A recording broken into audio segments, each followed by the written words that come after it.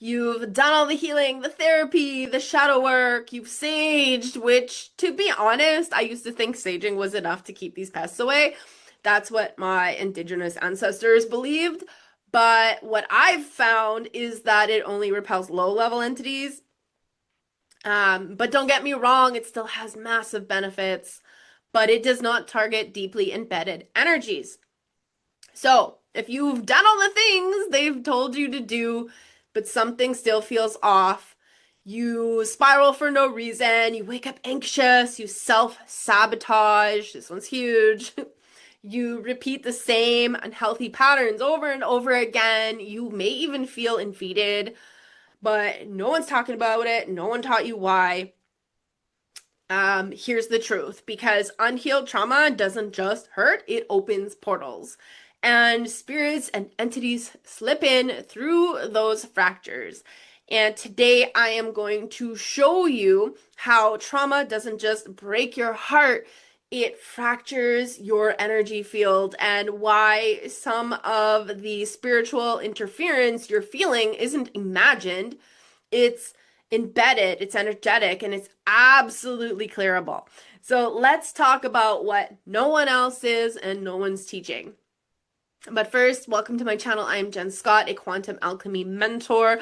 I help spiritual entrepreneurs and healers clear the unseen blocks traditional healing misses, like entity and spirit attachments, trauma imprints, and energetic sabotage, and so much more. All right, so in this video, you'll learn why trauma doesn't just mess with your emotions, it fractures your energy field, and that's exactly where these parasitic energies get in. All right, so if you've ever felt like something's been hijacking your clarity and your energy and your emotions, it is not because you are broken, okay? I hear my clients say this all the time, so please know you're not alone and you're not broken, okay? You're just really tuned in. So let's talk about how to reclaim your energy, okay? So I've had clients tell me this work did more for them in a few sessions than a decade of traditional therapy. I've had a client that was had a degree in psychology and had seen therapists for years. She said that what we cleared in just a few sessions shifted her more than anything else had in all of those years combined. And she is now a student of mine and blending her degree with this energy work, and I can't wait to see what she creates. Um, Another client told me this would have taken her 20 years to heal, maybe her whole life to unravel, and she never thought she could feel this free and love herself again like this much. So that's the power of clearing what lives beneath the surface and what traditional healing cannot touch. Now, let's talk about trauma. Trauma isn't emotional, it's actually a spiritual block. That's how deep it is. Okay. So when you experience deep fear, betrayal, grief, or violation, your nervous system doesn't just lock down. Okay. Your entire auric field fractures and distorts itself, and you become energetically porous. Now, to spirits and entities that feed on fear and scarcity and self-abandonment, that is a big old invitation to come on right in, okay? And no one taught you how to properly protect your energy, how to seal it, and how to be energetically sovereign. Because trauma doesn't just leave scars, it can create this whole operating system. And the trauma creates your perceptions, and that distortion becomes a belief, and that belief becomes an emotion, and those emotions become behaviors and patterns, and those behaviors and patterns keep looping until you collapse the whole thing, right? The whole code. So you cannot sprinkle affirmations on trauma and expect it to shift. So this whole mindset thing isn't enough, because trauma doesn't live in your conscious mind. It lives within your energetic field. It lives within your subconscious, and Your subconscious is 95% of your thoughts, your habits, your emotional responses are all happening there beneath your conscious awareness. And trauma embeds into your nervous system and it runs like malware, looping in the background, shaping your boundaries, your decisions, and creates this energetic baseline. So these subconscious loops can look like self-sabotage at the edge of success, shame that makes you shrink instead of shine, these chronic feelings of unworthiness and worthlessness and guilt and or even emotional numbness. And it's like these energies almost take a life on of their own until you go to the root. So you're not reprogramming anything until, till you get to that root trauma. Otherwise, you're just decorating the trauma. So let's clear something up because this is where people get it twisted. Not every thought means you have an attachment, okay? Not every spiral is just trauma. So how do you know what's what? How do you know what's trauma? How do you know what's a spirit attachment? Okay, so trauma loops originate from within, built from emotional imprinting, right? Sound like your voice, but old, protective, and afraid programs, right? That can be traced to a clear wound or event. Now, an external influence, a spirit attachment, feels external from you. It feeds on your trauma, but wasn't created by it, right? And it hijacks thoughts with sudden irrational spirals of fear or shame or self-sabotage. Like you're like, I don't know why I do this, right? And it feels like something is in or on you, draining your energy, manipulating you, okay? Now here's the key. Trauma creates the portal, and these energies then walk through it. Okay, so some of the attachments aren't foreign. They are fragments or split off parts of you that froze in trauma and never came home. Okay, so they can mimic parasitic behavior, but they're parts waiting to be witnessed and healed and reintegrated. So they're not spirits, they're subconscious defense projections. And the subconscious projects this trauma outside of the energy field, and it can feel like something is attacking you. Now, your psyche creates them to avoid the unbearable truth of a deeper wound. And I've seen this so many times. I've had one client came to me swearing she was being attacked. She felt hopeless and like nothing, like something was stalking her. There's nothing she could do about it. She felt like something was draining her and sabotaging her life. But when I tapped into her subconscious, it wasn't an entity. It wasn't a spirit attachment. It was her. The part of her that didn't want to feel the grief, the rage, the truth. She wasn't ready to face it. So her subconscious created an external enemy to get her attention. So what she thought was an attack was really a call to integrate the parts of herself that had been ignored. And these energies, they get louder the longer you avoid them. Okay? So instead of owning her power, she stayed stuck in that victim loop. And this is what we do when we aren't ready to feel, when we disown the pain, when we bury the truth, and then get haunted by it until we're ready to come home to ourselves. So you see, this isn't something to fear. It's happening for you, not to you, to wake you up, to help you reclaim your sovereignty, to integrate your light. So you've done all of the clearing and nothing works. This actually might be why. And discernment is the line between wasting years spiraling or finally healing what's been calling for your attention all along. So now let me give you two real world examples of energy interference, okay?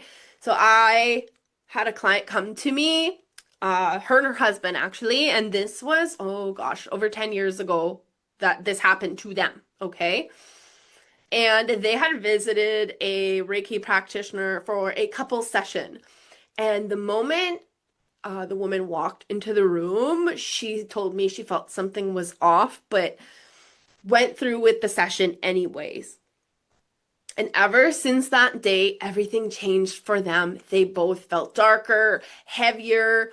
The husband actually developed intense pain in the back of his neck that nothing could fix, like no chiropractors, nothing. Okay. He also had extreme anxiety that would never leave.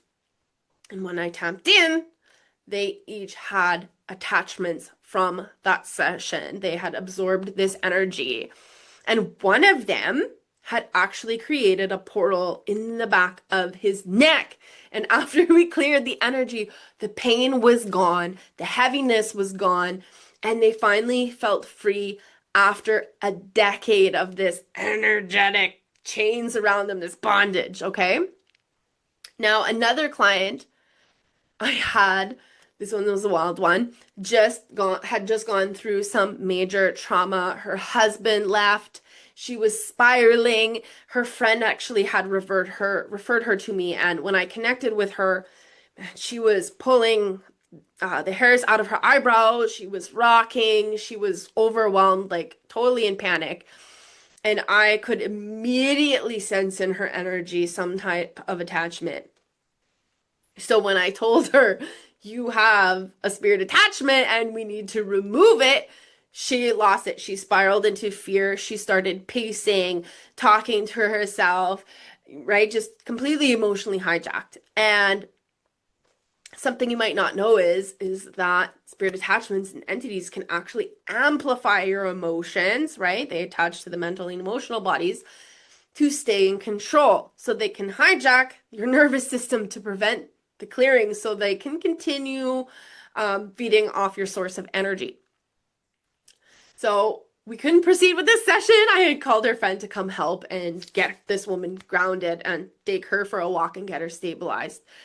Because sometimes clearing isn't the first step, it's regulation, it's awareness, it's remembering that, no one's coming to save you. You have to choose to empower yourself. And you're not here to just think better thoughts. You're here to collapse the loop and shift the frequency to finally close the door on the patterns that have been haunting your nervous system for years. And this is quantum healing, not mindset hacks, not spiritual bypassing. This is real embodied frequency level work.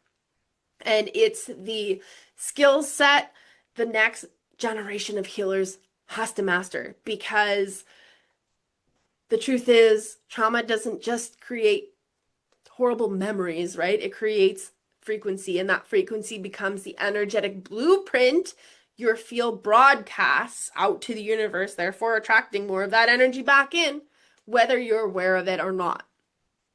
Okay, so let me show you what I mean. So if you were emotionally neglected, let's say as a child, you might carry abandonment codes. So you're always expecting to be left or rejected or ignored. Let's say you experience sexual trauma. Your sacral might be flooded with shame, blocking your ability to receive or feel safe in your body. If you experience a lot of betrayal, that usually collapses your boundaries and wires in self-doubt.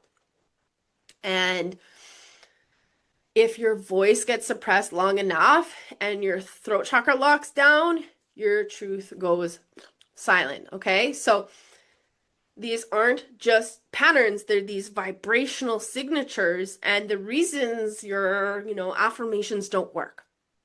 Okay? Entities, these types of energies don't care what you say, they follow what you broadcast. So you can do all the healing and the chakra work and the journaling, but if the pattern is still alive in your behavior, you're still calling them in, okay? And here's where it gets even a little trickier here. Not all energy that feels supported actually is. And the Gnostics warned us of this. Not everything that feels good is divine. Some entities masquerade as guides. They offer visions and downloads and even psychic power, not to help you, but to stay attached to your energy as their food source, okay? So that they can ride along with you for a long time. Actually, I have an example. I once sat with a psychic, a channeler who was channeling some divine guidance, but every alarm system in my being went off when she started doing this because this wasn't her guidance. It wasn't clean.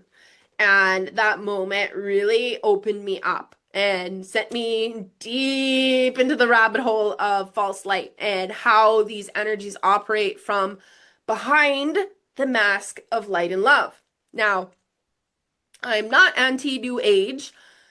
Some of it genuinely helped me heal, but this idea of it feels good, it must be light, that's where a lot of people get caught. This toxic positivity, the spiritual ego, the pressure to think happy thoughts and bypass our pain. That's exactly how interference hides, okay? And discernment is everything. So use it with even any teaching, even mine, okay? These are my lived truths, but you don't have to resonate with it all, with all of it, right? So discernment is sovereignty, and sovereignty is your protection.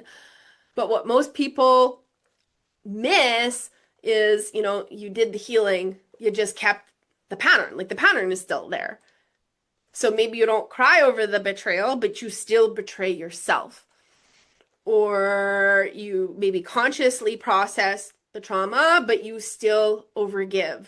You say you know your worth, but you're still undercharging. Okay? And that's not a mindset issue. That is a frequency loop. And if you don't collapse it at the root, these types of energetic intrusions stay. Okay? Or come back wearing a different face. So, true spiritual protection is not surround yourself with white light and good vibes, okay? It's nervous system regulation and energetic sovereignty. Because if your field has cracks or tears or distortions, no amount of sage or salt is going to keep these parasitic energies out. So, your body is your first boundary, your emotions are your radar, and your behavior, that's your energetic signature. So, how do you protect your energy field? Okay, so we really need to close these trauma loops. You need to reclaim your body as a safe place to live again and stop playing the defense and really step into discernment and choose what gets access to your field, okay? Because when your frequency changes, you don't fight the darkness anymore. You simply stop becoming a match for it. And distortion can't land in a field that's sealed and sovereign. And that's why I do this one thing every single day. I hope it helps you before I leave the house or go anywhere. Right? I say this quick, simple mantra. The light of love surrounds me. The light of love enfolds me. The power of love protects me. The presence of love watches over me. Wherever I am, love is, and all is well. And so it is. It's simple. It's potent. It's done. Okay, this follows you wherever you go. You're being intentional with your energy, not just doing whatever. And this is what I use when I'm out in the world, right? Soft but protected. And if you're a healer or holding sessions, I teach way more advanced protection techniques inside of my course. But for now, start here, right? You were never meant to carry the weight of the world. You just need tools that match the light you hold within, tools that protect your energy, that honor your truth, and seal your field. And because what most people miss is you can't receive from an open wound. You can't manifest abundance in a field full of static. And not all blocks are beliefs, right? Some are entities, spirit attachments, soul fragments, sabotage codes, hijacking your frequency. So in the next video, I'll show you how these invisible blocks are hijacking your abundance and how clearing your field doesn't just restore your energy, it can unlock your ability to finally receive. So drop a yes if this activated something within you, right? You're not crazy if that's how you felt. You're just finally seeing clearly. So subscribe now, because in that next video, we go straight into the abundance hijack and how to clear that for good.